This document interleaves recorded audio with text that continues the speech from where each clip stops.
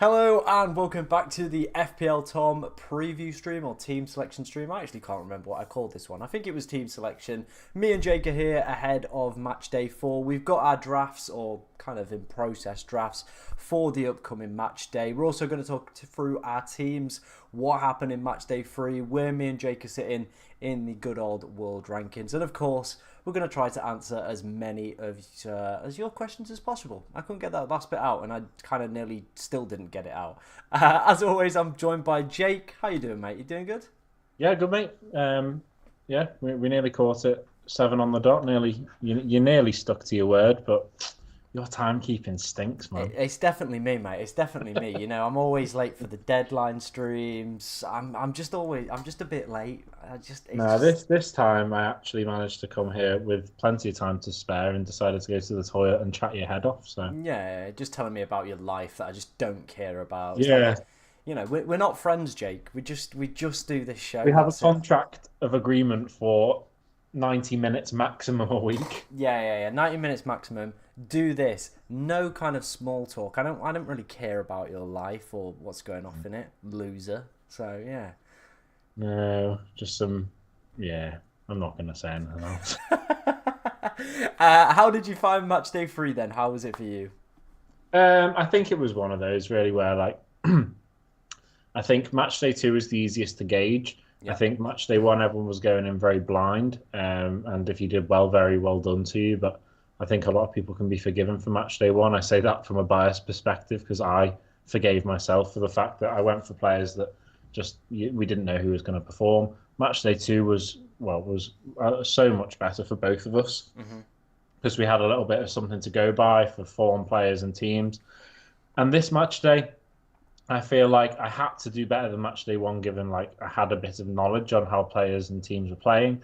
But then, of course, we had that other dilemma of people being rotated. So I feel like it was bound, like statistically, it was probably bound to not be as good as match day 2 because players were going to get rotated, and we had to just get that right. Yeah. But I still did slightly better than match day 1. I don't think I've stunk it up too much, and I think I'm still climbing our little personal group leaderboard we've got going. Not quite catching you, but I'm definitely in the running for the best. What's it called? The first loser. Nice. Yeah, or second place, as it's more commonly referred. Well, it was like when I did that bloody. Not plugging anything in. Oh, I'm go not on, going. go on. Get plugging. Go Like on. when I did some competition a few years ago, and I came third. I got second runner up. What competition was this? What competition was this, lad? I don't know. I think it was some Roblox tournament or something. Right. Might have Yeah. been Mr. England, but I don't know. I don't know. Ah, yeah. Anyway, how the Anyway. mighty have fallen, eh? Nah, lad, you're coming back. This is the redemption arc. Yeah, I'm going for Mr. Hairline this year. I think you've got a strong case for it, to be honest. Yeah, I'm hoping so. Hoping Yeah, so. yeah. Let's get your team on screen. Obviously, if you want to talk us through what went well, what didn't go so well. I can see there's definitely some picks that did go well, but like you said, probably a little bit of victim to rotation with this match day 3. Yeah, definitely. I think my bench proves that because I played players that I think I heard there was a suggestion that players would play. Went completely rogue with McTominay. That was just one of those really. And Frimpong didn't even like make an appearance, which is a bit of a shame. But what can you say there? I think I played a bit of Russian roulette with my captain over the match days. I had a bit of fun with it because I started off. I don't know who I started off with, but at times I had Navas captain, I had Stones captain, who were both good, and of course ended up with De Bruyne on the last day. He could have done something. Unfortunately, Lukaku couldn't get him an assist, which was a bit of a shame. Yeah. He got man of the match, which at least got me out a little bit of dark water, considering I would have got 14 points from one of my centre backs or one of my defenders that I captained. But yeah, on the whole, just a pretty standard team. Navas was my only little rogue shout that I went for that actually paid off. The rest of them just kind of played. But even the big hitters kind of just played as well, to be honest. I think the main one that I probably missed out on was Mbappe, opting for Griezmann instead. That didn't go too well. It could have been, oh my word, Tom, it could have been unbelievable if bloody the penalty rule was changed. Yeah. Because Lewandowski has got away with murder. Yeah, I thought that. I do not understand I get it. If you come off your line too early, it's retaken. But when a player pretty much stops He did in stop, yeah. your, you've got to give the benefit of the doubt to the goalkeeper there. And he hasn't come off his line all that much either. If Lewandowski kicks the ball when he's supposed to, Mindon is still on his line, and I would have been in for some mega points from my goalkeeper. Yeah, he probably would So, have picked up man of the match as well with that. yeah, and Hernandez would have got a clean sheet. I mean, that's to say that Poland didn't offer anything afterwards. Who knows? It could have been, they could have still scored, but going off the fact that it was 1-1 and Lewandowski's goal was the one that really scuppered me a lot of points. It could have been a whole lot different. That could have really shot me up. But other than that, yeah, pretty average week. Yeah, I think using hindsight as well, though, not having Mbappe, he had quite a few chances as well. So I think maybe it's worked probably in both ways. He got one goal, but, at the same time, you didn't get those clean sheets. So it's kind of a balancing act, isn't it, really? Not really. No, I didn't have Mbappe. I had Griezmann. No, I mean though, like, you could have been on the end of an Mbappe drumming. Oh, okay, okay. You understand my point? Yeah, yeah. Although I think I fell for the Griezmann train because of this chat we were having, and I think our mutual mate Sean, your bed buddy, Yeah. he also was very Griezmann bound. So I was like, you know what, I actually quite like this hype. Lo and behold, Mbappe was the one. It was just the sneaky bit of 4D chess you were playing with me there, wasn't It was. I could see you starting to climb up our leaderboard, and I went, well, we're going to have to dash him down. it? Griezmann, mate, he's a great pick. Yeah. Great pick, great pick. Obviously, that was your limitless team. You played your wild card in match day 2 as well. So, going into this week, let's get your team up right now. This is your draft for match day 4. Obviously, you've got unlimited transfers going into this week, but there has to be a little bit more, I'd say, precaution with the planning. You can't go as heavy on certain teams because you don't have that wild card that some people have as potentially a little bit of a backup. So, talk us through the team. What's the plan with it, and kind of any players that you think are definitely worth some consideration that people haven't thought about? Okay, well, I would definitely say on the England side of the draw, it's probably good to go for players because you would imagine. I mean, you've got to include England in that group of players that you should be picking. Yeah. Even though, who knows what type of side are going to turn up, and we very much so could be seeing Iceland 2.0 or 3.0 even. So it's a reluctant one there, but you do need to go for England. I've seen on a lot of statistics that England are even favourites somehow. I think it's purely down to the teams that we're going to be playing. That could work against us because we've not done very well against teams that we should be sweeping aside. But even so, I think England are definitely a side that you should keep an eye on. Have players in because they should be making it at least they should at least get through this round of fixtures, if not to the semi-finals and so on. But that does also work in favour of Holland and in favour of Austria. I think they're the three that I'm very much so looking out for.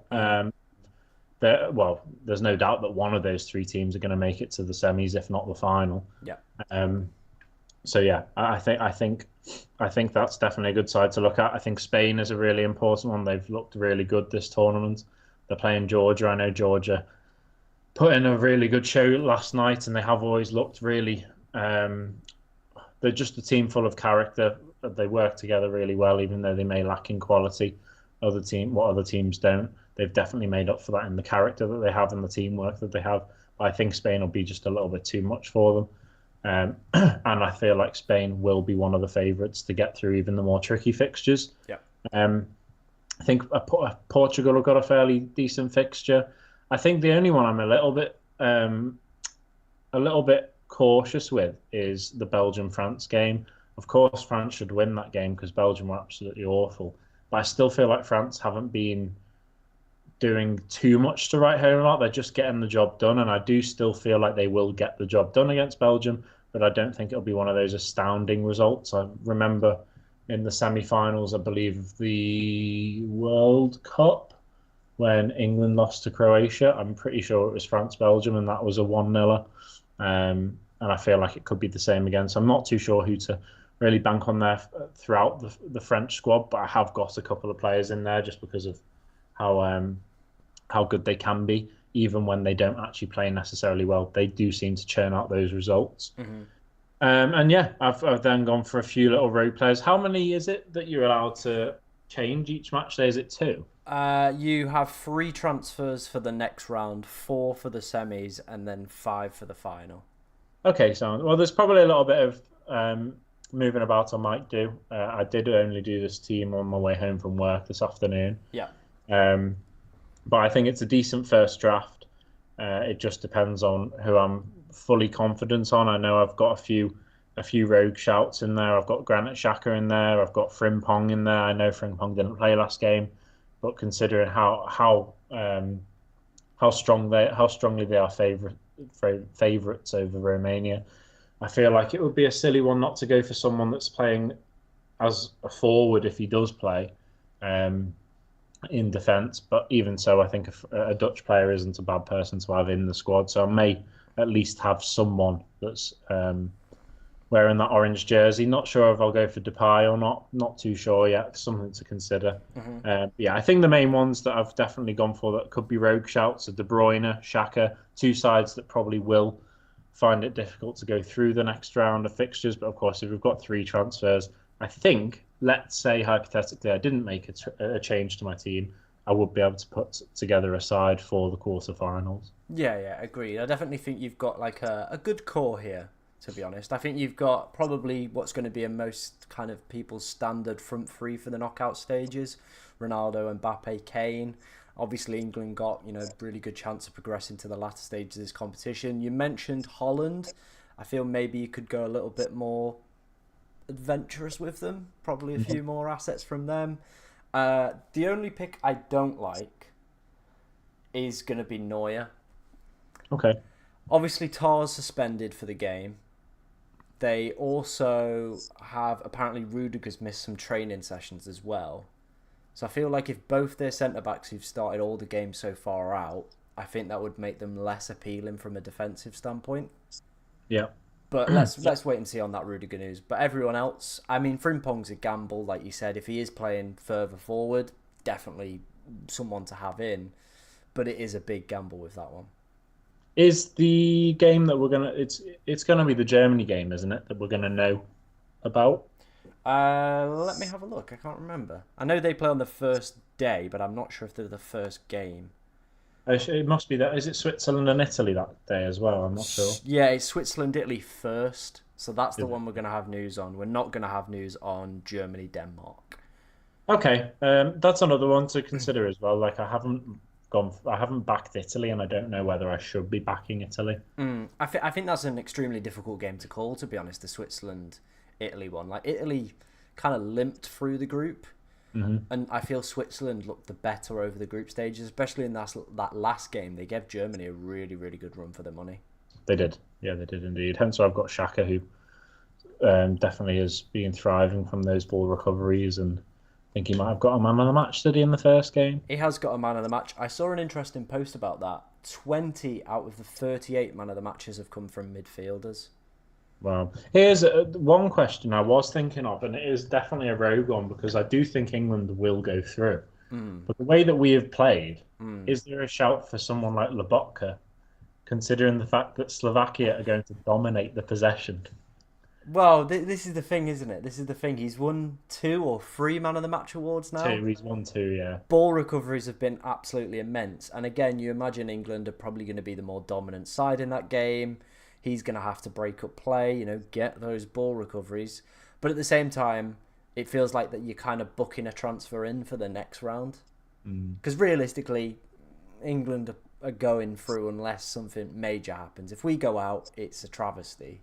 Yeah, and if we go out, everyone will be in the same boat unless someone has fully got an anti-England hat on and has not picked any English players. Because if you are wise, you will at least have a couple of English players in your team. I know I say that fully aware that England have been shocking in this tournament, considering how hyped up they were prior to the tournament. But I do feel like you need to have 2 players in at least from England. Yeah, agree. I do agree with that statement as well. I think with obviously us not having the wild card as kind of a backup as well, I feel we do have to potentially be a little bit more cautious with some of our picks. Yeah. Cool. Is there anyone that you've potentially missed out that you were considering as well for this team? Like I said, I did mention Depay is one that I was considering. Hmm. I think Gakpo is not even a bad shout as well. I think it's just a bit of a sticky situation when there is so much firepower in the attackers on this game. I feel like I've gone for the safety trio, Hmm. um, but I mean, I could always take out Kane, bring in one of those others, and put Pickford in goal. Yeah, agreed. Are you not potentially worried about England's lack of firepower in this tournament so far? Yeah, Low. I really am. I Yeah. really am. I don't know. Something's got to change, but maybe because it is simply a knockout stage, it will be a lot more gung ho, and teams won't be able to play for that draw Hmm. unless you really are going for the lottery of penalties. Well, you never know. You never know what could happen with that one. Let's answer some of your guys' questions. No, we will not be doing team reviews on this stream. That will be the deadline stream on Saturday. Saturday's the deadline, isn't it? Am I right in saying that? Yeah, Saturday. Saturday. Yeah, Saturday's the deadline. That's when we'll be doing the stream for that one. So get yourself along to that. It'll probably start around 3 o'clock, and that's where we'll do team reviews on that one. I'm on no wildcard draft. Do you prefer the triple up or have 4 picks from the favourites? I would say if you've not got that wild card, like I've been saying to Jake, you need to be a little bit more cautious with some of your picks and probably like focusing on the favourites, but not going too heavy on certain teams because there are going to be upsets in this stage of the tournament. There always is. So I'd say back the favourites, but don't go too heavy on your backing with them. Yeah, because if you have a mix of like, if you have the odd player, like I've got Shaka in my team, for example, and you've gone for 4 English players, and the worst case scenario happens, you've lost all your English players, and you've lost, say, Shaka, say Switzerland go out. That's 4 or 5 players that you've not actually got enough transfers to save. Yeah, 100%. What do you think of Basting as a differential? I don't know who the hell Basting is, and I think you've got confused with another player. Bastoni? Yeah, that's who I'm thinking they mean. But I'm just going to quickly check. Yeah, there's not a player called Bastin, but there's Bastoni. I think he could be a decent shout. He's been pretty immense for ball recoveries, but it is how do you call that Switzerland-Italy game? Yeah, it's a real difficult one to call. But if you're looking for a differential, maybe could be the one to go for. To be honest. Yeah, I think to be honest, looking back at the team, I think I probably should be a little bit more favourable to the Spanish players as well. Agreed. I definitely think if you do have a wild card to play next week, probably worth maybe even looking at the old quad Spanish, Mm. double in But defence, two who knows attackers. how things will go like in this tournament. Yep, 100%. Ricardo Rodriguez or Akanji or both. I don't think I'd do both against Italy. Hmm. I mean, Akanji probably is probably the sensible one because of the amount of ball recovery he seems to be doing this tournament. Yeah, 2 man of the match awards as well for him. I think he's probably the standout pick to go for, to be honest. Is Rodri still on pens? I believe so. I do believe so. Obviously, didn't feature in match day 3, but I still think he'll be on penalties. Obviously, we'll have to wait and see how that one plays out. But I definitely think I prefer Nico Williams as a pick from Spain, to be honest. Yeah, agreed. Yeah, I think he's obviously playing in that front three. There is going to be quite a bit of rotation, but I think he's still within that starting squad at the moment. Hmm. 100%. Do keep the questions coming in, guys. We'll try and answer as many as we can prior to today's stream finishing. But we're going to move on to take a look at my team. I'm on the wrong bit. There we go. Let's start off with my points from match day 3. Again, like Jake, I did play the Limitless chip. I've used both my chips now, the wild card and the Limitless. And I did have a slightly better week than Jake. The England defence obviously being the key standout for me. Pickford and Mark Gahey. Mark Gahey's been an absolute gem, I can't lie. Top for ball recoveries across the whole tournament. Yeah, he's just been a bit of a goat. Grimaldo was the defensive pick I went for. Jake went for Navas. Grimaldo got that extra points, so it is what it is. Jules Koundé and Theo Hernandez were both in there, and like Jake said, maybe Lewandowski should have retaken that penalty because I was pretty fuming as well with that decision because we would have been cooking from the defensive side. Midfield, no attacking returns, but KDB and Ericsson picked up Man of the Match awards, and Sabitslai picked up enough ball recoveries to keep him in the squad. So, yeah, it's a weird one, to be honest. No attacking returns, but everyone still somehow managed to pretty much get a point from something. All of them being kind of different ball recoveries, Man of the Match, or just a clean sheet for Oyazabal, who was mightily disappointing. Up front, Mbappe and Lukaku. We switched away from Mbappe with captaincy to Lukaku. I'm never touching that donkey again. Yeah, he's going to score a hat trick. He's going to score a hat trick, but I'm done with him. He had the whole group stage to prove himself. Matchday 3 was the worst game he's played by far. Yeah. Yeah, and that would have helped De Bruyne as well. It would have helped De Bruyne. As soon as it went through, though, to him, I went, he's just not scoring, is he? I'm just dumb. I think it's like 6 big chances he's now missed. Yeah, there were a few counter-attacks in that Belgium game where I think it was Carrasco that kept not playing De Bruyne in as well. So I feel like De Bruyne was a little bit unlucky not to get more than his 6 points. Yeah, I agree. That's probably why he picked up the Man of the Match as well. It was quite He was the only player that played for Belgium yesterday. Yeah, it was a weird game, to be honest, overall. Like, just, I don't know, Ukraine needed to get something out of that game, and they were just like, we're going out, I guess. Yeah, until like the last few minutes when they had 2 chances where they probably should have nicked it as well. Yeah, it was a bit of a weird game, to be honest. A lot of the Matchday 3 games were a bit like that as well. The Scotland-Hungary game, obviously I had Dominic Sabitslai in that one. 90 minutes was crap. Like, no one was doing anything. And then the last 10 minutes of, like, the extra time just sparked into life. A football game happened for 10 minutes. Yeah, the Game Week 3 games were on the whole quite underwhelming. I think yesterday's Georgia game was nice just for the neutral, and the Austria-Netherlands game was definitely the highlight of the round. But other than that, nothing really happened. Yeah. Do you think potentially maybe UEFA should look to change the way that Matchday 3 and kind of the group stage works? Should they definitely. I think it was really harsh on Ukraine. Yeah.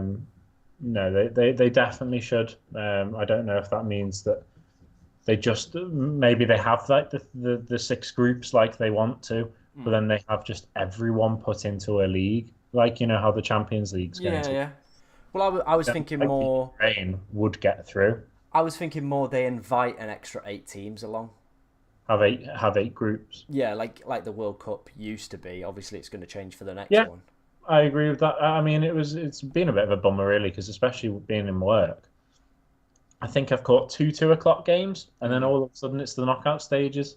Yeah. You'd get extra games, but realistically, every team's still playing the same amount of games. So there's no real argument that players are going to be playing more, because they're not. No, if anything, they got more of a break. Exactly. Plus, you're going to get to see more teams. Like, you think of some of the teams that haven't been at this Euros: Sweden, Norway, Wales. Just there's a couple off the top of my head. I guarantee there's probably more kicking about, but I think having a lot more of the top quality European teams in a European competition will be more exciting. Yeah, definitely. But yeah, there we go. So if you're away for a watching, take some notes, boys. Get them down for next tournament. Sort it out. Right, let's move on to my team for this match day. Get Jake back on camera. There we go. Wonderful stuff. So this is how I'm looking with my match day 4 draft. Quite a few similar picks to Jake, but at the same time, quite different. I've gone for Pickford and Pence. I know Jake had Pence as well. I think England should theoretically make it to the final. I think there's a 39% probability from Opta that England are going to be in the final. So I'm kind of taking my chances with that one. I think he's probably going to be my goalkeeper for the rest of this tournament. Let's hope. In the back line, we've got Danny Carvajal. Spain have the best clean sheet odds for this match day. No real surprise why that's the case. Mark Gahey, like I said, has been a monster with ball recoveries, and I think England, again, have pretty good clean sheet odds for this week. And again, that probability of reaching the final. Theo Hernandez is the one that I'm a little bit unsure of. I think I might potentially switch to a double Spanish defence, potentially, and then maybe look to remove one of them next week. I just don't know how to call that Belgium game, to be honest. So I'm a little bit uneasy about having him. Bastoni's in there purely down to the fact I had a Kanji, But him and Akanji are pretty similar for ball recovery numbers, but Italy have a slightly better chance of winning the game, according to odds, and a slightly better chance of getting a clean sheet. So I've just kind of gone with the data and let it make the decision for me, basically. That's what we've done with that one. And then I've got Ake. Again, I think Netherlands are the second favourite to reach like the final or semi-finals. Again, they're on the same side as England. Very, very nice. Very, very easy. So, yeah, Ake's been pretty decent for ball recoveries and for attacking data. So, we'll happily take him in the side. Bruno Fernandes, I think, has been pretty decent across the opening 2 group games he did play. I expect Portugal to do quite well in the knockout stages. Again, one of the teams that is kind of fancied to go quite far in the tournament. Nico Williams, again, I want a Spanish attacker. He's an easy way into that front 3, doesn't take up a forward spot, takes up a midfield spot, so that's why we've gone for him. And then we've gone for the double German midfield of Musiala and Ilkay Gundogan. I think both of them have been pretty good across the opening 2 games. Matchday 3, I don't know whether or not it was a case of Germany already thought they were through and kind of, didn't really have to turn up for that Switzerland game and maybe took their foot off the gas a little bit. But across the opening 2, I think they were good. And from watching Denmark, I don't think they're as good as they've been at previous tournaments. I think they were a little bit sloppy in our group, to be honest. They didn't really pose too much of a threat to England. So I think Germany could get through that one quite comfortable, to be honest. Sabitzer's on the bench. I think definitely having one of the Austrian midfielders, him or Baumgartner, is a must. Both of them very, very decent. I've gone with Sabitzer because he has better ball recovery numbers, better data, and has played more minutes across this tournament. Then finishing up with the forwards, I feel Ronaldo and Mbappe are going to be in a lot of people's teams, but I've gone for Cody Gakpo over Harry Kane. I just think England, we've got the lowest XG created at the tournament so far. Gareth is not a pragmatic manager. We're probably, realistically, if we're going to make it to the final, not batter anyone across this whole tournament, let's be real. So I just can't see Kane scoring well. I think Cody Gakpo has probably been one of Netherlands' best players. Depay, I just can't trust him. After match day 1, me and you were in a group chat, weren't we? And Depay made himself onto a hate list after watching him in that game, to be honest. So Cody Gakpo is going to be the forward for that one. What do you think of that team then, Jake? Talk me through any doubts you're having or any players you like. No, I think that's a good team. I definitely think that I should have a Spanish defender in hindsight. I think you've also spoken me out of having Hernandez in my team. I do think the French defence could be a bit of a tricky one, but at the same time, Belgium really were toothless as well. And they have chances, like they actually have got options to create. They create chances plenty more than England do. They just don't finish it. I feel like we'd actually probably finish the chances that Belgium have had we been in the right positions. It's just a shame that we can't actually leave our own half, which also does beg the question over Harry Kane, especially when he's such a high fee. You could spread that out and get a few decent other players. I agree, Gakpo's been really good, really solid, and is very reliable for minutes as well. And I also understand the midfield. I think that's good. I think having no Harry Kane definitely opens the door to a Bruno Fernandes. So then you've got that double Portugal because they should do quite well as well. So and I also feel like it is going to be really interesting seeing how Austria bounce back. Not bounce back, but as in like whether they can just keep this really high form up. Because if anything, they've arguably been the most consistent and most exciting team to watch this tournament.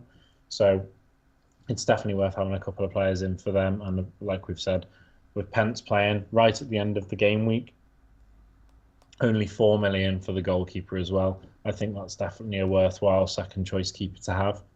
Yeah, 100% agree. If England obviously don't keep the clean sheet, we've got Pence, like you said, right at the end, just can come in if, maybe a couple saves, if they can get through that fixture as well. It'll be an interesting game, though, because I do feel like Turkey have looked a lot better than they have done in recent years. So it will be interesting to see how that goes. I'm pretty sure, though, I could be wrong, but I'm pretty sure I heard after the Austria game, or something around that time, that only a couple of months ago, Austria beat Turkey 6-1. Oh. So, I'm going to double check that, but I'm pretty sure that's what they were talking about. Okay, go on. Guys, find that It out. was only. Don't get me wrong. I don't think it was A a competitive game. competitive game. Yeah, but something tells me. No, that's an interesting one. Yeah, That. Austria won 6-1 in March, and Gregorich got a hat trick. Okay. Baumgartner scored from the spot. Schlager, Entrup, and then Kalanoglu scored a penalty for Turkey. Yeah, that was in March, the 26th of March. Okay. All right then. Okay, that's something to consider then. Mm. Obviously, it is a non-competitive game, and you know. Yeah, I don't know. And like sometimes you look at those games and go, oh, I've got to go all Austrian and Turkey win 1-0 because it's a competition. Exactly, exactly. That's why I've not gone too heavy on Austria, just a goalkeeper and Sabitzer. But I've said this to a few people, right? And we obviously spoke about it quite a lot in FPL. I'm never ever going to use a transfer for my goalkeeper.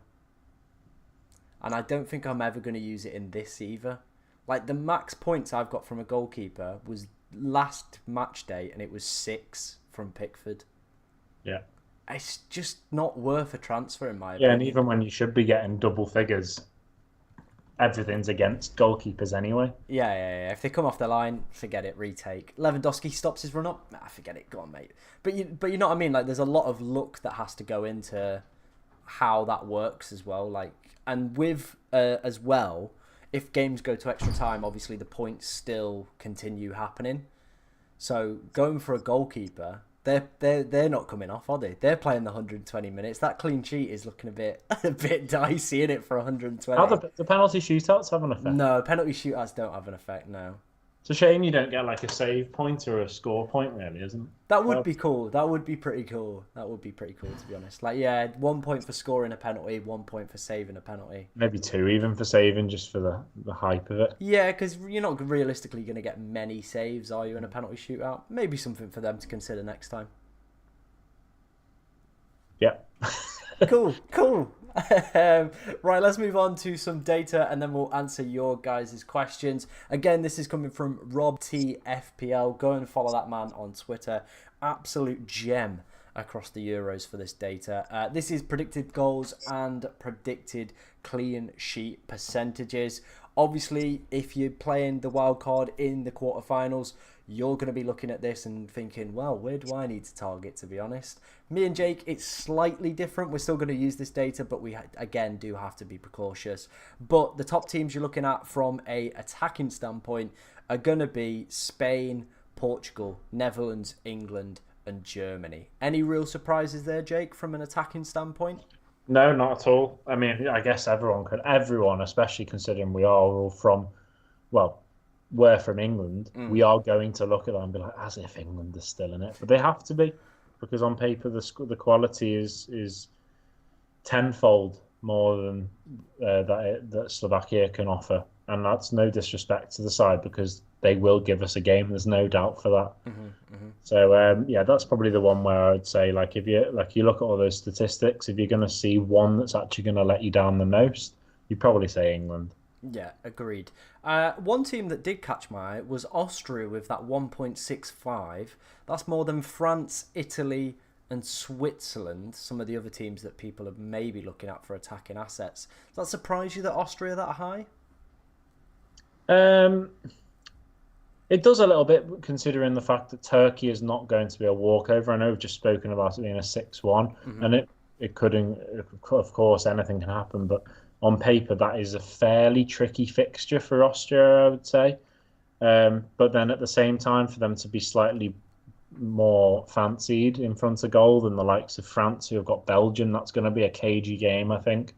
And then Switzerland, Italy, like we've already spoken about previously, that is a pretty difficult game to call. I do kind of understand that. I think maybe I'd have expected Italy to be slightly more than Austria, but even so, I can understand both sides of it. Yeah, 100%. Interestingly, Portugal and France both play the same day. Now, obviously, a lot of us will be captaining either one, if it comes down to that day, probably one of Mbappe, Ronaldo, or maybe throw Bruno Fernandes in there. Looking at the attacking data, does that maybe make you potentially think about switching away from Mbappe with the armband and going for Ronaldo on that day? Oh God, you've got Rom on your mind. I have. He's just stuck in there. Yeah.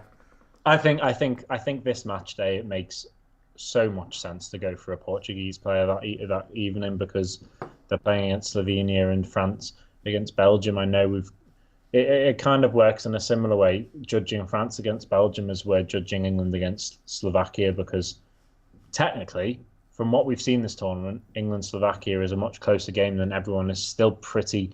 It almost feels like everyone is just deludedly ignoring how England have been and still putting them at mighty favourites to get goals to comfortably beat this side.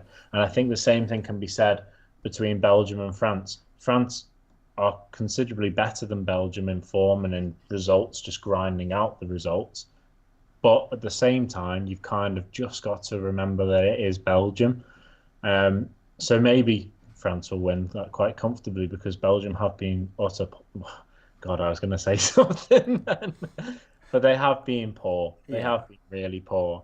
And I mean, when you're hearing the way that the fans were yesterday, right on their back, even though they've just got through, it does say a lot about how things are going there. So I would definitely say back Portugal that evening. I'm sure I will be because they're playing Slovenia, and that's a game where I do feel like Portugal will win. I think they've been fairly comfortable when they've had their first team out. They dominate the ball. They don't really give too many opportunities away. And that Georgia game is nothing to go by, I don't think. But it's one of those. If you want to go on Mbappe, you could pay. It could pay off, but I think on paper, it's a no-brainer. Yeah, 100%. Let's move on to the clean sheet odds. Spain, the top team. England and Portugal in second. Netherlands in third. And then Germany in fourth. France in fifth, interestingly, as well. Any kind of standout picks there for you? Obviously, you didn't have any Spanish defenders in your team. Looking at this data, is it making you potentially think about reconsidering that one? Yeah, definitely. I do think it is worth having a Spanish defender in. The only thing I would say against that is the fact that Georgia do seem to score really early on. Whether it actually ends up being a victory or not, I think they've scored in every game, haven't they? They've gone on to lose the first two and they've won the third one. But they are an interesting team, and I think, like I said earlier, the team that have shown maybe competed by Austria that have shown the most fight and desire and actually like made the most of the skills that they have got. They've got a lot of like really good team chemistry. They're all linking up really well. They just seem to end up falling a bit short when it really matters. I know they managed to get through yesterday against the Portuguese side that was severely rotated, but when they played the other two group games, I think they just came up a little bit short in quality. But for that first, like at least the first hour, the first hour of the game, you're like, this Georgia side could fully nick a result here, and then of course they falter because just purely down to the lack of quality in their depth. And I think that's where Spain will pick them apart. But I wouldn't write off Georgia scoring a goal. That being said, I think for the longevity of Spain and how good they look and how confident I am over them getting at least to the semi-finals, I would definitely consider having a Spanish defender in because 9 times out of 10 they will keep a clean sheet against a Georgian side like such. But I just feel like, especially in this tournament and the way that they have played, I can't be 100% sure that it'll be a Spanish defender that gets the most points this game week. Definitely worth a shout though to have for the longevity of the tournament though. Yeah, if you were playing the wild card next week, would you potentially consider a double up on Spanish defenders with the odds being so high? I don't think I would. I'm sure the way you've posed that sounds like you would, but I think I'd be a little bit reluctant. I think I would go for, if I'm going to do a wild card next week, I think I'd have the Spanish player in, but I would then go for maybe some more rogue picks. Spread it out a little bit because you know that you can afford to, and you can afford to completely clean sweep that team come next game week with players that have been disqualified. So I feel like if you have got the wild card saved up and you're going to use that for the quarterfinals, I don't think even having a double Spain is actually necessary. I'd actually argue having double Spain is probably more necessary if you don't have a wild card left. Okay, interesting. What do you think? I think because you've got that safety net of next week, you can take a few more gambles, and I would be looking at data like this. This is what I've done throughout the entirety of this tournament with my defender picks as well is look who is getting the clean sheets or the highest probability of a clean sheet and back them. I did it with France, and arguably they were super unfortunate with the penalty decision. It was a penalty, but they're kind of off the line, and Lewandowski on another day, it doesn't, whatever. England were one of the top teams last week. I backed them double defensively. It worked out. I think for me personally, if you've got that safety net of a wild card, I would be looking at this data and going, right, I'll have double Spanish defence, probably a Portugal defender, maybe a double England. I'm surprised we're only at 55%, to be honest. We've got the best XG conceded in this tournament. Slovakia have got the second worst XG created as well. So to me, that just marries up as a team that isn't probably going to score against England. But, I could be wrong on that. But yeah, we've probably looked the best defensively out of anyone this tournament. Yeah. Well, we've got the best defensive record. We've got the best data record as well from that front as well. So I'm a little bit shocked that we're only at 55%, to be honest. I think as much as I completely agree with the statistics not lying and being a really good basis to go off, I think you've also got to understand that the statistics won't actually take into account, like I've said, things like chemistry and how players will play together and how they click. They're just looking directly at statistics of how matches have gone in the past, their ranking probably outside of the tournament, and of course they will take into account some of the form.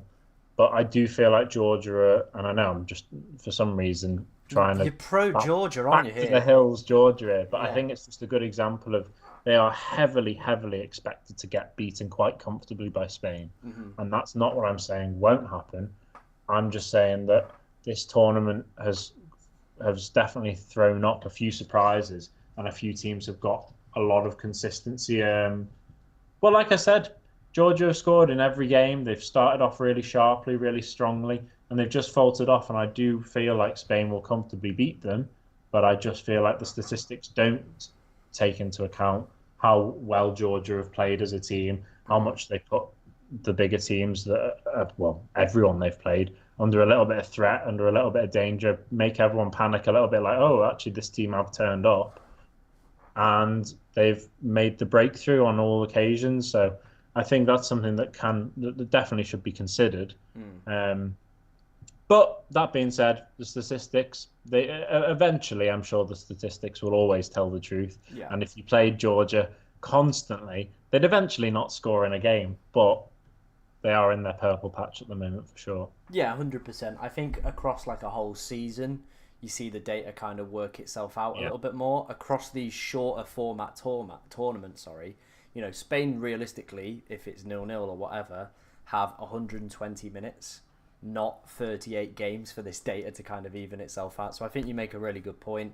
Across these shorter format tournaments, and it's the same in every sport, if you play it at a shorter duration, whether that's snooker, darts, pool, sometimes the better players or the better teams do lose because there's less time for the better player to kind of regain control of the game, if you like. So, like you said, it's good to look at the data, but it's not the be all and end all.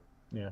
But it's like in the Premier League, you see Manchester City being so dominant every single season. They are the best team in the world, and yet they've won the league 4 times, but they've only won 1 Champions League in that time. Yeah. They've got to the final, lost to Chelsea, who God knows where they finished that season. Like, it just shows that in a knockout tournament, things can go against the grain. Yeah, 100% agree with that one. Another team I wanted to talk about quickly was the Netherlands. Pretty good for predicted goals and for clean sheets. And then obviously if they get through to the next round, they'll be playing one of Austria or Turkey. Do you think potentially they're going under the radar? I've not seen too many people kind of being very bullish on the Dutch side, but do you think maybe that's something that people are overlooking? A little bit, potentially. I don't think they've been too bad, to be honest. I think they're very, very unfortunate not to beat France. I think that goal that was disallowed was very controversial. I'm sure, I'd be open to an opinion against it, though. It was one of those decisions where I think it was just a bit harsh on Holland. So they've definitely shown that they can play against the best. And they've got probably the best draw anyone could ask for in this last 16, especially considering they've come third place. Yeah. So they've done really well to manage to get to play Romania. Everything seems to have fallen for them. And I don't think we've seen a great Romania ever since they absolutely smashed it in the first game against Ukraine. I think ever since then they've faltered a little bit and just not quite had the quality that I think a lot of people hoped that they could just show and be that dark horse that went through everyone. They've just kind of, I don't know what the thing what's gone on. Maybe it is just one of those things where it's just a bit of a fluke. But yeah, for Holland, I think they really should be getting a good result there, getting through. I think having a few players in your side from Holland will get you a few points. I would actually be a little bit more confident with them getting a clean sheet in that game. And I do think having someone like Depay or like Gakpo is a worthwhile shout. I think looking at my team, having only Frimpong is probably a little bit foolish because having him in is one thing, but him when he's such a risk, if he plays, like we've said, what a great person he could be to have in your team when he's a defender on the game. But there's a good chance he starts on the bench if we're being realistic. And then they're playing Romania, and having a Gakpo or a Depay, like I've said, would be really helpful. I think one of them will get something in that game. Yeah, 100%. I agree with your point as well. I do feel like Romania won that first game and then kind of just limped their way through the rest of the group, to be honest. Yeah, they were fortunate that the likes of Belgium was so bad, and yet such like a terrible Belgium side beat them 2-0 as well. Yeah, exactly. Cool. Let's answer some of your guys' questions we've had in the chat. We've had someone from Georgia, interestingly, in the chat. So Jake will be very happy with his pro-Georgia propaganda this evening. He's recommended a few players as well for ball recoveries, and obviously the forward as well. I'm not going to butcher the name and get absolutely called out in the chat, but he's been a little bit of a menace, hasn't he? Is he the top goal scorer at the moment in the tournament with 3? Mikatauza, that one. Yeah. He is, yeah. So maybe builds onto this argument that you were having that Georgia are going to, score against Spain. Yeah, but I think the issue there is, so he scored 2 penalties. Yeah. I think as much as I can say, Georgia could very much so score in that first half, get a little goal, or at least score in the game at some point, just because they have got that kind of ability. Not that ability, they've got that kind of connection with their team. I think the fans help, and I think they're just on that high at the moment. I think it is true, and you think that this is probably their most historical memory in football as a nation. I think they're just all riding that wave at the moment. But then when you narrow it down to who's going to score against Spain, I don't think I've got the confidence. I think it could be absolutely anyone. I think that's the way things go when you've got a team that are just thriving on the moments. They're playing for each other. Anyone could pop up. I don't think it necessarily means it'll be one of the strikers. I couldn't put my money on any of those players scoring, but I just feel like there's a threat of them scoring full stop. Yeah, I can't wait till Georgia score and you just pop up in the chat, to be honest. I'm just waiting for it. It's just straight away. I it's wouldn't gonna do happen. it though, Tom, because I don't have the confidence to actually pick a player. I don't think. No. If I manage to have a few too many on Saturday afternoon, then you never know. Maybe we'll have a triple Georgia. I'm just going to say to you, remember, don't drink. That's a message for everyone in the chat as well. Don't drink or you'll end up with Georgia players in your team. Yeah. No, I'm not deluded enough to think that Georgia will win, or at least to be deluded enough to say confidently, I know they will win. Of course, shocks can happen. But I just have a little inkling that they could score. And so that's why I'm reluctant to double up on Spanish defence. That being said, when you've got so many players, you can make subs. They're not playing on the last day. I do think having a Spanish defender is worthwhile, especially considering the fact that they should go through. Yeah, cool. Anonymous has asked the next question. He said, if you have a wild card left, what is the best strategy and which players to go for in Matchday 4? You want to take this one or do you want me to go for it? Well, I'm sure you can, but I think the simple answer is, before you expand, is having that wild card for the quarterfinals. Yeah. I think personally it's just target the teams that on paper have an easy fixture this week. You basically get in what me and Jake had in 2 and 3. you've got the ability just to free hit it and have a little bit of fun and be a little bit more adventurous and risk taking with some of your picks. So going for the Spanish because they're predicted to do quite well, going for the Dutch, going for the English, maybe avoiding teams like Switzerland and Italy and Austria. You can kind of bank a little bit more on the likes of Portugal. You could realistically have quad Portugal, 2 defenders, Ronaldo, Bruno Fernandes could be an option. It works both ways, though. It does work both ways. Like if those teams lose, you could do exactly what you're saying with the wild card, but you could also play a Georgia player. You could play a Turkish player. You could play some of the rogue players that people are overlooking completely because, rightly so, they've got to be careful with the players that they have, considering that teams will get knocked out now. Here with this wild card, you've got a free hit to go for players that maybe don't go stupid and still go for a few players from sides that, like for England, have 2 or 3 players, have a couple of players from Holland, have some from France, blah, blah, blah. But I do feel like it also opens that alternative strategy of playing the top goal scorer of the tournament, having to say his name, or like, I don't know off the top of my head, but like something like that. I do think there are 2 ways you can look at it. Maybe playing a Briel and Bolo, or can't think, but you know what I mean. Do you get what I'm trying to say? I get what you mean. You can be a little bit more risk taking in that regard. I'm saying it more, and you can back a team to the hills. You're saying it more in the fact that you can back some differentials that are being overlooked. Yeah, there's two ways to look at it. Yeah, 100%. 100%. I think yours is the safer strategy, but I feel like if you're going to have a bit of fun, you've saved your wild card.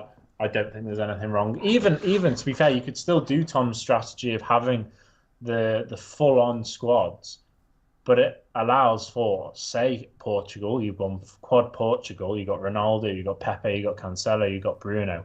They somehow go out, but then you've also got a Danish. You got Højlund up top. He's scored, but they've gone out. You've then got the wild card to save you for the fact that you've gone full on Portugal, but then you can also get rid of those risk takers. You don't have to go crazy on taking risks, but I just mean you're not. When like me and Tom, we've only got the 3 transfers now, so we're going to have to be careful. Having, say, a Georgia player is technically accepting you're only going to have 2 free transfers.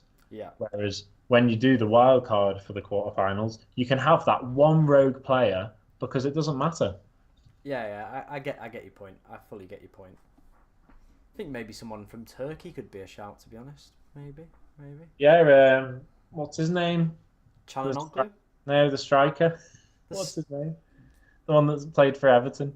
Oh, Çek Tosun. Is he there? He scored the winner last night. Oh, mate, honestly, like, last night was just a blur for me. Yeah, no, he fully came off the bench, I think, and scored the winner. What a guy. And then Czech Republic somehow went down to 9 men. I don't know how that happened. Oh, interesting. Someone's asked for their opinion of their front 3. They've got Havertz, Morata, and Kane. What do you think about that? I think Morata's a good shout, especially as the captain. I think that's a good shout to have. I think Kane is one of those really where I had him in. It made sense for the longevity of the tournament, and that might be a wise thing to do. But I think the more we've spoken about the options and the sheer class we've got to choose from with the strikers, I am starting to be reluctant with Kane because getting rid of Kane allows for another space to be filled up. And when we've got the midfielders maybe lacking in quality in comparison to the depth of quantity we've got up front, there's room for maybe a Bruno Fernandes. So I maybe be against having Kane just to save a bit of money. But if you're confident on England getting through all the way, he's bound to pop up at some point. And then who was the other one that I was saving till last? Because I don't. Yeah, isn't there chat of Fulkrug potentially starting? There's a lot of chat in the German media that Fulkrug's going to be starting.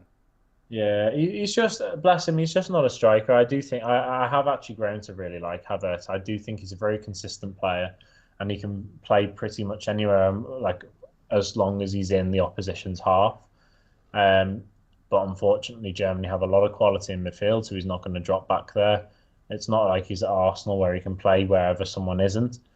he's either going to be up top, and I do think, unfortunately for him, Fulkrug is just a better out and out number 9. Agreed. Someone's asked whether or not to go for Morata or Ronaldo. Which one would you pick? I think I really think it's down to how much money you've got. Like if you need to save money, go for Morata. I think that's all I can really go by because Morata scored this tournament. Ronaldo hasn't. But does that mean Ronaldo is due to score? Because he always bloody does. But then at the same time, we've just looked at the stats. They're 2.45 expected to score against Georgia. Yeah. Like I feel like surely if they're going to score 3 goals, Morata's going to be one of them.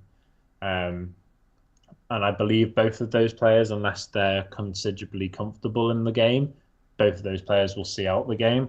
So I feel like it's probably, I'm going to say it's probably down to your finances. I think the other thing you could look at as well is the fact that, like we've spoken about, we've got the Mbappe Ronaldo on the same day. Do you want to maybe, if you're going for Mbappe, do you want to go for Morata? So you've got 2 big strikers on separate nights. That's another thing to think about. Yeah, definitely. That's a really good point, to be honest. That is a really good point. It would give you two decent captain shouts for the 30th and the 1st of July. Very interesting. Very interesting. Next question. Do you think Luke Shaw will start? I doubt it. I highly doubt it. If he's not, he's only just started training again, hasn't he? So yeah, big gamble to chuck him in, wouldn't it? I don't think Trippier's the problem either. No, I think it's further upfield. Like I don't think Trippier helps the situation. I feel like we had a natural left back, it would ease the situation on the left. But just not having an out and out winger on the left, it just means that it's kind of a bit weirdly lopsided and everyone kind of squashes together in the middle a little bit and gets in each other's way. I think he just makes a bad situation worse because, well, it's just emphasised because you've got Foden on the left hand side, and then you've got Trippier who can't really use his left foot in comparison to how good his right foot is. Yeah. So I think it's just 2 wrongs making it even wronger. Really good saying that. I like that one. Can you get that like printed on t-shirts? On a shirt. 2 wrongs make it wronger. 2 wrongs make it wrongen. Yeah, what a good one. Road to Glory has asked winner predictions. I'm guessing he means for the entire tournament. Who do you think is going to win it off the back of? Obviously, now we know the tournament path. Who do you have down as your winner? I think I'm going to go for Spain. I am really intrigued to see how Austria do though. Like, I feel like Spain will win. That's my prediction. But I'm not. I would not be surprised if Austria got to the final. I could see it. I could see them at least get into the semis. To be honest. So who is it they play? They'll play Netherlands in the quarters. Say they beat Netherlands again. Then who do we play? Of course, is it Italy? Switzerland or Italy. Yeah. But even then, us and Italy haven't been really. There's so much potential for Austria here to just grab the bull by the horns. Yeah. That'd be a phenomenal story if they managed to do that. But yeah, I think the winner is on the other side of the draw. If we're being realistic. Yeah, you'd imagine so. Every kind of top team on our side of the draw hasn't really turned up this tournament. Like Netherlands have been pretty poo. We've been terrible from an offensive standpoint. Switzerland and Italy, probably Switzerland's been the better out of the 2 sides. Again, maybe they're a team we're underestimating. Yeah, definitely. Austria, they have been pretty. Even in the game against France, they lost 1-0, but still give them a good run for their money. Yeah, no, I completely agree. I think Holland's a bit of a harsh one. I do actually think they've been all right. I don't think they're quite up to the same level of the likes of France, Germany, Spain, or even England. I don't think they've quite got the same quality, and they've not quite got the same balance of quality. I think they'll really miss Frankie de Jong this summer. I think they've got too many really good centre halves. They've got some really good fullbacks, but they're also struggling from that lack of a solid left fullback. I don't know too much about their midfielders, but I think that says a lot in comparison to the likes of Germany, Spain, even Italy, England. Everyone knows who the core of that team is. So I feel like Holland getting to the quarterfinals is a pretty decent job for them. That's probably an average job for them. I think they should be beating Romania, but I actually feel like they haven't been too bad. Like I said, they were a little bit hard done by against France. Austria just looked fucking brilliant. And yeah, I mean, the Poland game was a bit of a dead rubber, but I mean, they even caused France to poo a little bit. Yeah, 100%. So I feel like for Holland, I don't think it's going to be their year, but I don't think they're. I've definitely seen them play a lot worse, but I've also seen them have a better squad in the past when they have completely underperformed. That year when they absolutely battered Spain, I think in the World Cup was it? Yeah, yeah. They really let themselves down. I think they ended up losing to Russia or someone. I think that's the time when they had a really peak squad in our lifetimes. Um, and nowadays, I think they've just got some really fucking unbelievable players, but not balanced across the pitch. I think that's where they'll probably find their downfall. Okay. I was surprised you didn't mention Georgia, to be honest. Have them down as winners of the whole tournament. Unfortunately for them, I think I could see them beating Spain. No, no. In all seriousness, I feel like they're just. It's well, I mean, the best thing about it is that on their debut season, their debut tournament, they've already done better than Scotland, haven't they? Well, yeah. I think it's in 12 attempts as well. Scotland have failed to get out of the group stage. Yeah, no, it's. I think that it's everyone loves that underdog, and I think the whole world will be will be behind Georgia come that game against Spain. I think even some Spaniards will be a bit like, oh, it's quite nice to see them there giving us a game and stuff as they go 4-0 up. Nice. Next question. Is Mittelstadt still a good shout for the knockout stages? Over to you, mate. I've not had him, and I don't think I will. I think he's an okay shout, but Germany are on the more difficult side. And like I was saying to Jake with his Neuer pick all the way back towards the start of the stream, if Rudiger's out, that means Germany are going to be missing their two main centre-backs that have kind of been the key theme throughout this tournament. So I think that potentially could hinder. That being said, though, they've got Schlotterbeck, They've still who's got good one hell of a defenders. defender. Yeah, yeah. And just thinking about it, you know who got the assist for Fulkrig's late equaliser? No. It was Rom, the left back that came on for Mittelstadt. Oh. See? There's a bit of competition there as well. Well, he was the number one left back in the World Cup. I still think Mittelstadt is number one. I just, like you said, though, I think with these injuries, maybe some minutes potentially being up for grabs as well, could be a little bit of a doubt. So I think there's better players to go for, in my opinion. Next. Australia. Next question is, I've lost it. There we go.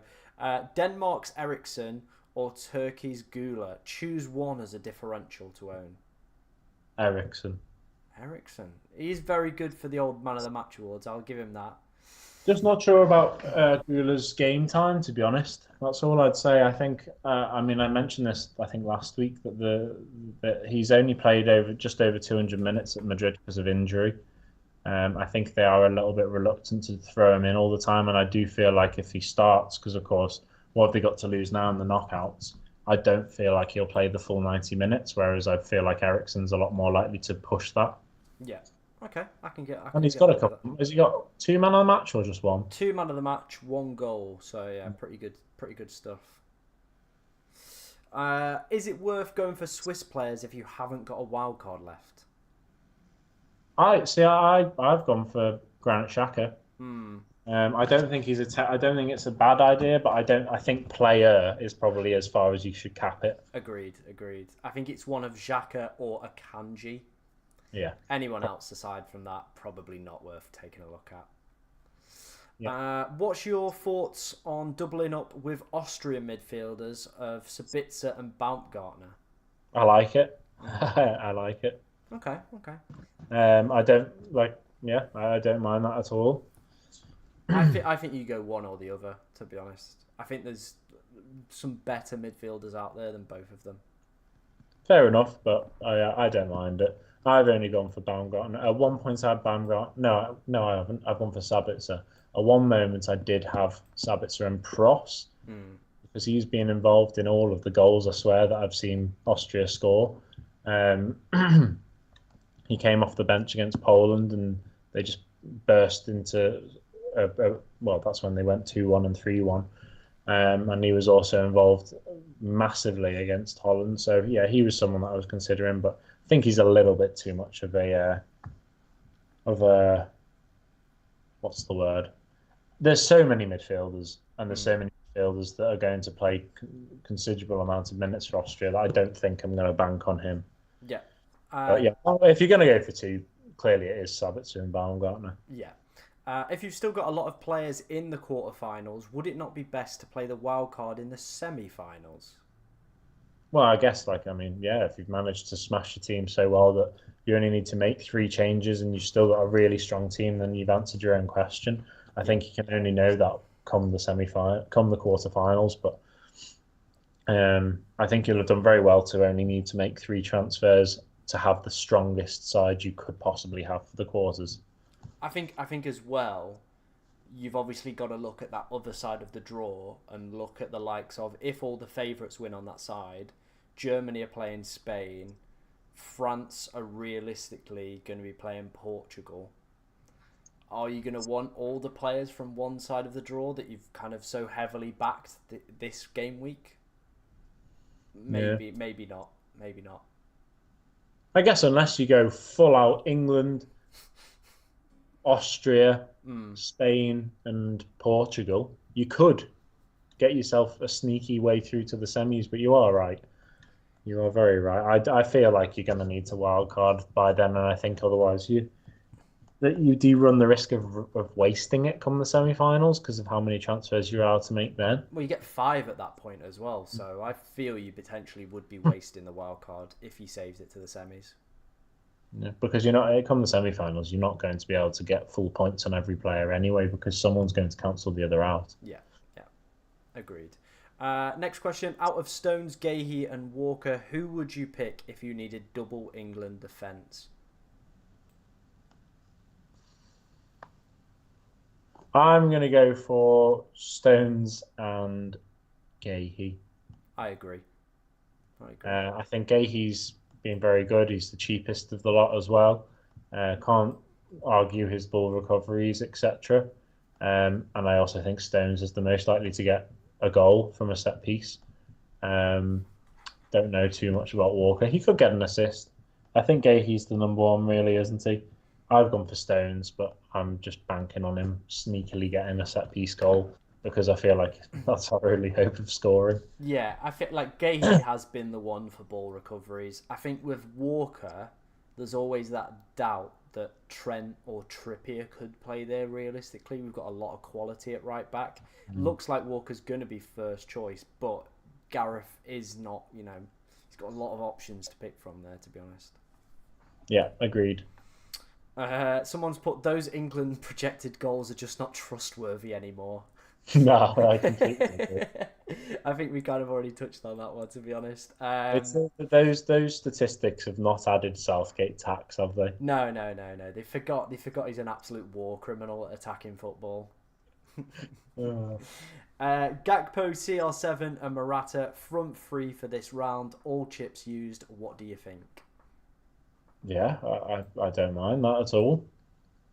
Yeah. I don't really have too much to add on that. I think the only person you might miss is Mbappe, but I mean, next that could be one of your subs because if things don't go well or something, you've got an easy change there of Mbappe for Ronaldo if you fancy it. Because I believe you said that if both sides get through, it'll be France Portugal. It will.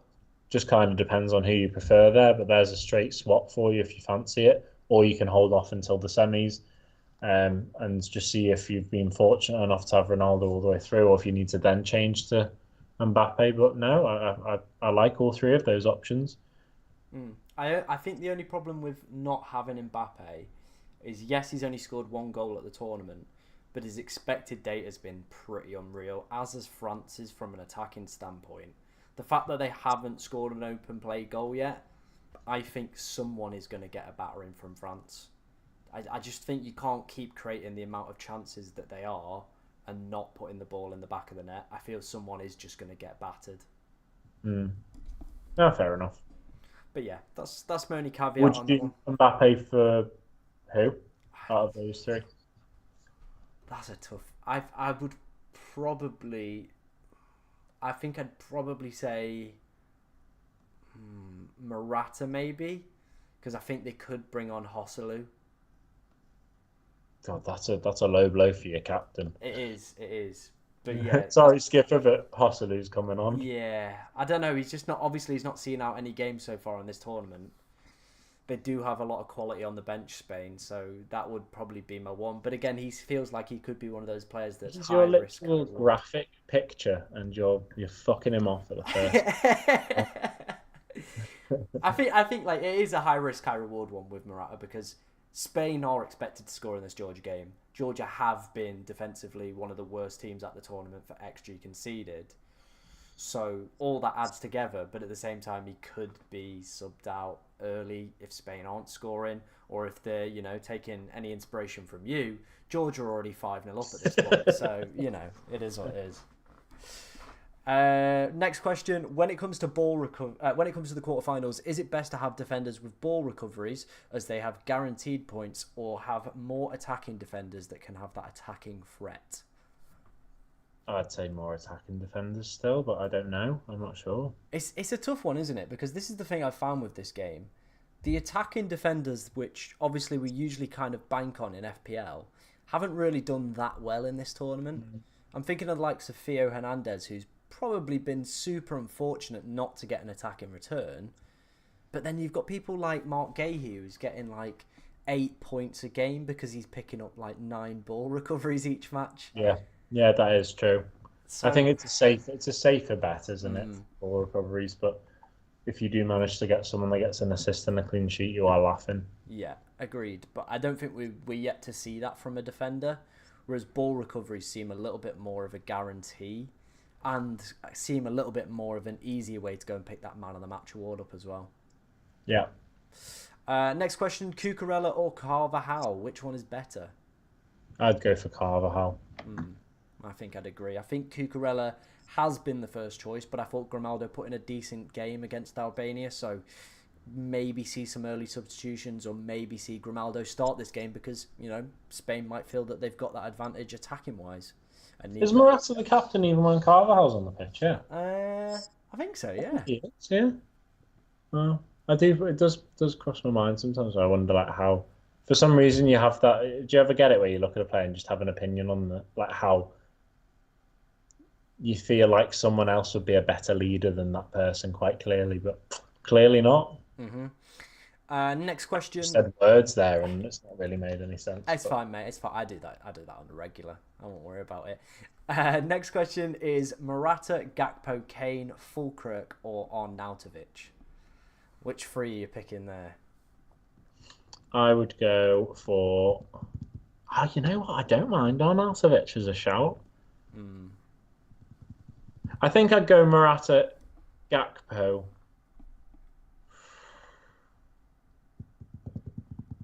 And Kane, because I think you've got a better bet with a Sabitzer or a Baumgartner. Yeah.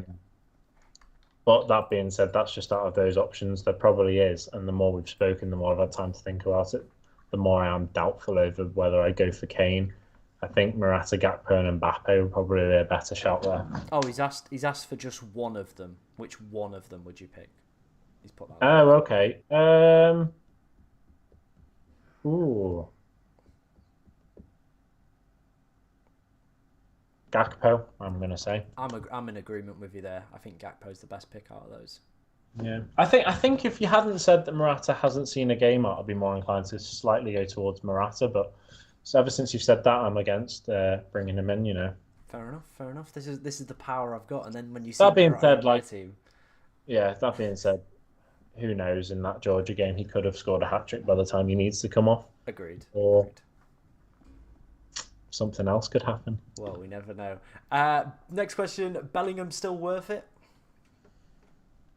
He is, but I don't know if you want to waste it on it just yet. I think that might be one of those transfers you make further down the line once we're one of the few teams left and you kind of have to pick our players. Yeah, agreed. Bastoni or Theo Hernandez? I'll go for Theo Hernandez. I think they've both got pretty hard to predict fixtures, but especially from what you said, and from what I've seen of Hernandez, he is so high up that pitch. There is bound to be a moment where he does get that attacking return.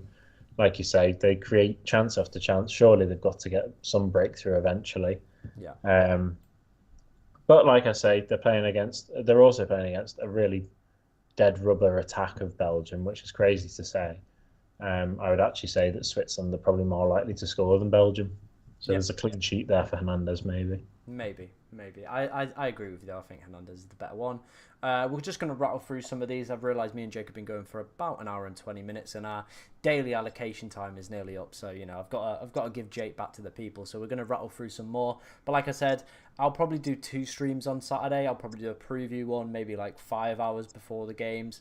Then probably do the deadline stream as well. So get yourself along to those if you want your team rating or if you've got any questions.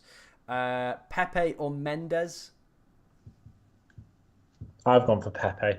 Yeah, I think he's a bit of a demon with the ball recoveries as well. Yeah, and he's bound to. Come on, he's got to get a set piece. Boomer. uh, da, da, da, da. Why is nobody mentioning Cancelo? You had Cancelo in your team. Yeah, I've got Cancelo. I think that's not a bad shout to have. He tries to do what? Who is it? Like Trent and that do, isn't he? Like for Liverpool, like he doesn't really play as a fullback. He's just everywhere. Mm-hmm. If anything, he does what Trent's told to do and then does it, but on steads because he's literally covers every part of the pitch. I remember watching the Czech Republic game, and 1 minute he was right back, left back, right wing, centre mid, left wing. So yeah, I do think he's a good shout to have. He's involved in anything. Do you think potentially maybe he's worth that extra price tag over the likes of Pepe and Mendes? I would say so for the attacking side of things. He's definitely got a lot more touches on the ball, so he's a lot more involved. How much more is he? I think he's 1.5 million more than Pepe. And It's Mendes. probably a little bit steep, Mm. but then you could argue maybe Pepe could be a little bit more because he is a consistent performer. Yeah, I think maybe he's a little bit steep, but I'm happy with him. Okay, all right. I think we're going to leave it there, but I am going to finish up asking you our final question. What is going to be the highest scoring game of the the round of 16? Nearly said quarterfinals. We're not there yet.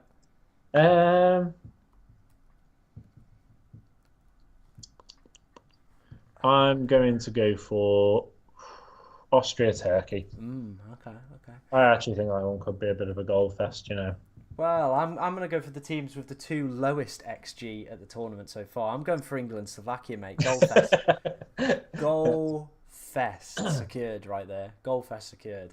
If you did enjoy today's stream, be sure to like, comment, and subscribe. We are closing in on that 5,000. Go on, interrupt me. Sorry to interrupt your little plug in there, but you never said who you thought were going to win the Euros. Oh, England, mate, it's coming home. So okay, so it's right, carry on. Like I said, we are closing in on that 5,000 subscriber mark. So if you do enjoy the content that you see on the channel, be sure to like, comment, and subscribe. A video will be out tomorrow morning for my team selection, so go and watch that. I'll also be streaming twice on Saturday. We'll do a preview and then we'll do a deadline stream as well. So if you've got any questions or want your team rating, those will be the streams there. But thank you very much for everyone that has watched today. Massive thank you from me, and I'm guessing from you, Jake. Yeah, come on, Forza Georgia. Exactly. Jake's up the Georgia. I'm up the England. It's coming home. See you in a bit.